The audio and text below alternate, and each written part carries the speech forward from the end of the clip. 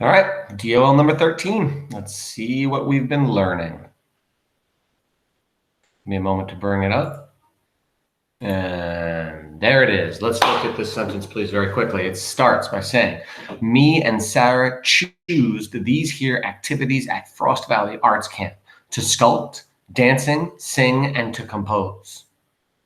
Sounds pretty messed up. Let's look at it again. Me and Sarah choose these here activities at Frost Valley Arts Camp: to sculpt, dancing, sing, and to compose. Okay, take a second to get that down, please, and then we'll go over it. Fabulous. Now, there's a couple of things in the sentence that we have been going over for these past couple of weeks in our first 12 sentences. I'm pretty sure by now you should start to be seeing them. Let's look at the beginning. Now, first of all, a lot of students would tell me to start off this sentence by capitaling the word me. I'm not going to do that. Why not? That is correct, because you can't start the sentence with me. You can't even have me in the sentence, and I'll tell you why. First of all, let's get rid of the word choose. We're talking past tense. Me and Sarah, or Sarah and me, we chose. This is past tense. Let's say we chose these activities. All right, so let's say, can I say, let's get rid of the words and Sarah. Can I say me chose? Of course not. It's I chose, right? So I would do I chose these here activities at Frost Valley Camp. Let's get and Sarah back in here, right? So if I have and Sarah and I know it's I, remember, we never start off a sentence with the pronoun I. We would start it with Sarah. So I would say Sarah. Of course, we're going to capitalize Sarah. She would appreciate it if I did that. So I have Sarah and I. Can't say me and Sarah. It's Sarah and I chose these here activities at Frost Valley Arts Camp. Time out. Do I fix the word here? These here activities? No, don't even have the word here in this sentence. Sarah and I chose these activities at Frost Valley Arts Camp. What's wrong with activities? Of course, it's IES for the plural. Remember, one activity is a Y, but when you turn it into activities, it becomes IES, not EES. At Frost Valley Arts Camp, let's capitalize Frost. Let's capitalize Valley.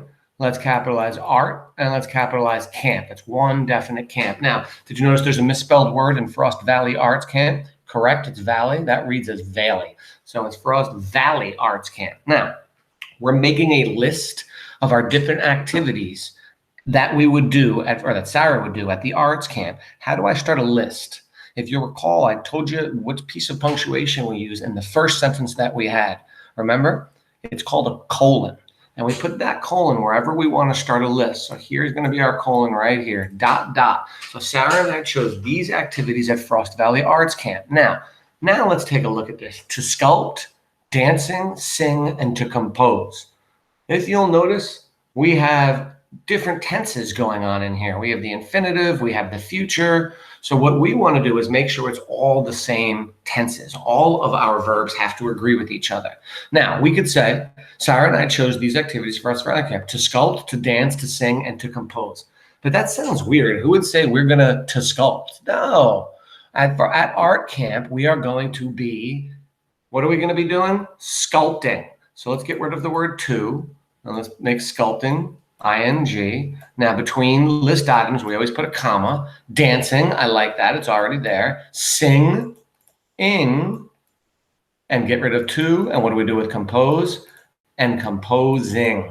And then we put a period at the end of this sentence. Now, just want to point something out. The last list item, singing and composing. If you want, you could put a comma after singing, or you could get rid of it if you want. I'm going to get rid of it. I never put a comma personally in my last list items if I have the word end, because the end takes away from the comma. So let's see, or takes the comma away, the need for it. So let's take a look at our final sentence. Sarah and I, remember, you can't say me chose, so it's Sarah and I chose these activities at Frost Valley Arts Camp. There's my dot, dot, my colon. I have sculpting, comma, dancing, comma, singing, and composing. Remember what I said. If you want, you can put a comma there as well and say sculpting, dancing, singing, and composing. And that would require a pause. I don't pause when I read that sentence. You'll notice I say sculpting, dancing, singing, and composing, which is why I get rid of that comma personally. But if you want it there, it is okay. Some people feel more comfortable with that comma there. Completely your call. All right, so let's take a last look at this sentence. Sarah and I chose these activities at Frost Valley Arts Camp: sculpting, dancing, singing, and composing. Fantastic job, everybody. Thank you very much.